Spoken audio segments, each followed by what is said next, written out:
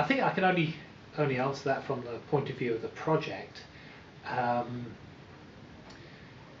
Things that we discovered on the way through the project, the things we didn't expect when we started it out. I think what struck me and continues to strike me all the way through this project is just how diverse the practice is, and how people involved in what is one long continuous process really only know their own small part of the process.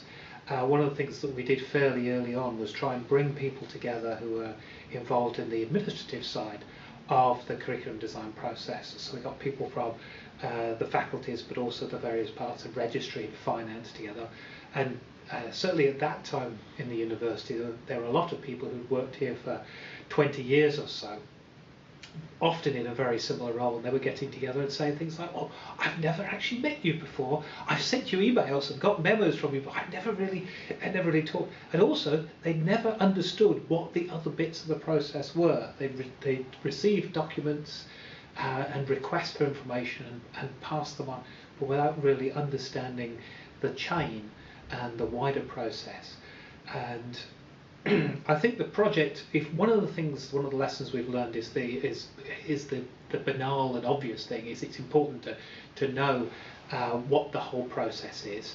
But I think another thing is, from a project point of view, we probably have a better understanding in our team of the whole process than anyone else does in the university. But also, I suppose, one of the wider institutional lessons we learned is that there are people now who are more connected up with the process. The other lesson we learned was the nature of policy in institutions, and the extent to which, especially when, for much of the time in the university, we've had people who were in these areas for quite a long time. There's quite a bit of myth making, quite a lot of received and unchallenged wisdom about what the process is and what's going on. And we were in this situation of going around, and one person would tell us, "Oh, but it's always been this. It has to be done this way." You go to the next person in the chain, and they say, "Well, people keep doing that, but we're not really quite sure why they keep sending this information, but we don't like to tell them to stop." Or certain pieces of information, people couldn't see the point, or had misinterpreted the point. So I think part of the lessons learned is the need to talk to as many people as possible throughout all the stages, and not to necessarily believe everything you're told straight away, to verify it, to check it with people, because especially when they're talking about people and processes further up or further down the chain, it's often quite different from the reality. Another lesson we learned is the depth of complexity in this area. Naively, beginning in the project, we thought, curriculum approval, how complicated can that be? But even now, we are finding new peculiarities, new types of course, new partnerships that are, well, not new partnerships. We're discovering the complications and the impact of different types of partnerships, the requirements of different external bodies that are accrediting.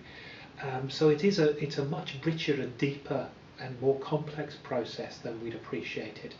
And of course, we'll be doing the investigation all the way through the project, talking to people and saying, well, what happens in this situation? And we can explain that. Is that all that happens? Yes, that's all that happens.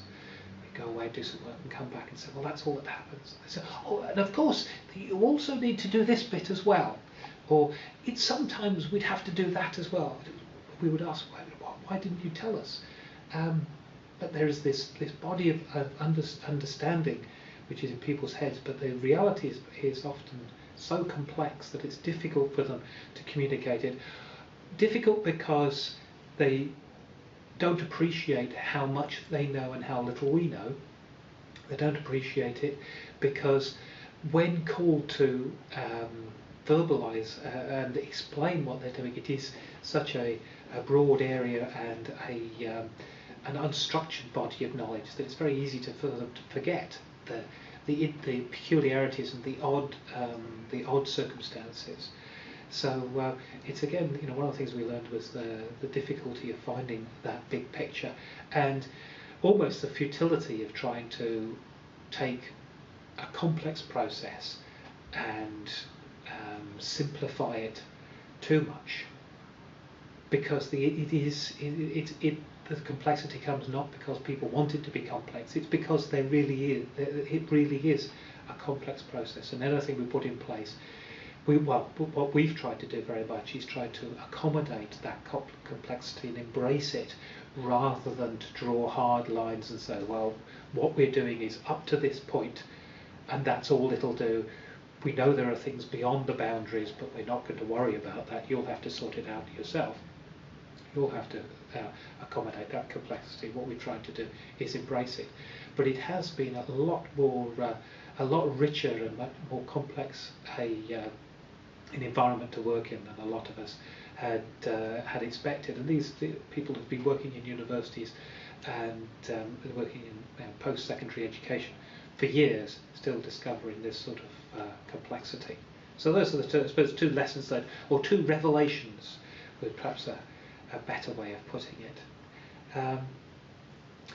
From a project management point of view, one of the lessons that I learned is the importance of keeping moving, keeping the project moving along, even when in some ways we would have been better to have waited for process owners or policy makers to provide the guidance.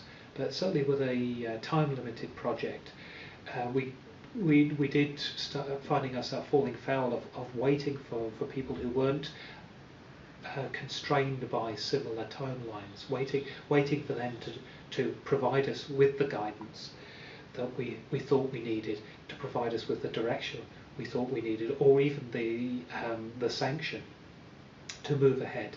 And I think that was a danger that we found ourselves falling into, that we were able to make progress by doing the things which we could do, which were within our area, but maintaining regular contact and maintaining the lines of communication with decision makers, policy makers, strategy formers, and we're very ready to adjust and reshape what we were doing, but never waiting until a final decision came, because they can come at the most at random intervals. Sometimes you get decisions very quickly, sometimes decisions and guidance never comes. Sometimes certainly over the last few months, it's been reorganisation may come in before a decision could be made. So certainly that's something that has been important in terms of the project.